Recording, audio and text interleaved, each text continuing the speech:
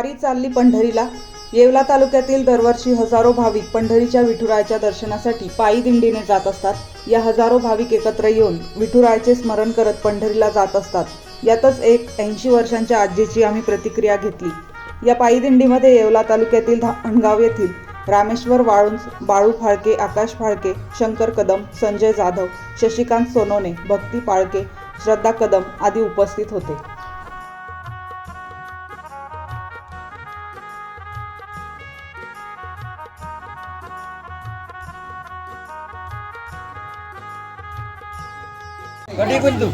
रामकृष्ण हरी माऊली।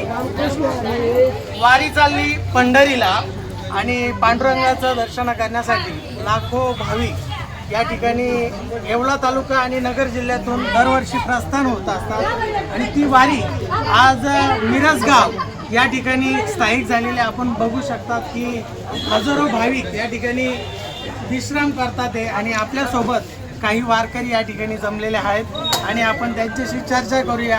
आजी, काय नाव आहे प्रथमतः तुमचं? गौबाईची माझी जावळे। आई, आपलं वय किती साधारणपणे? किती वर्षापासून आई आपण वारी करतात?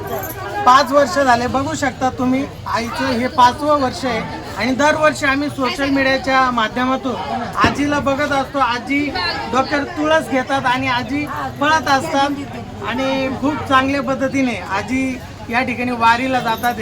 वारीला गेल्यानंतर आजी काय मागणं मागशाल पहिल्यांदा? बस आजी म्हणताय मुलांना सुख मिळावा यासाठी आजी वारंवार विठुरायाचं दर्शनाला जात आहे। आणि त्यानंतर परत मी आजी तुम्हाला विचारतो की आपल्याला वारीला जाऊन कशा प्रकारचा आनंद या ठिकाणी मिळतो?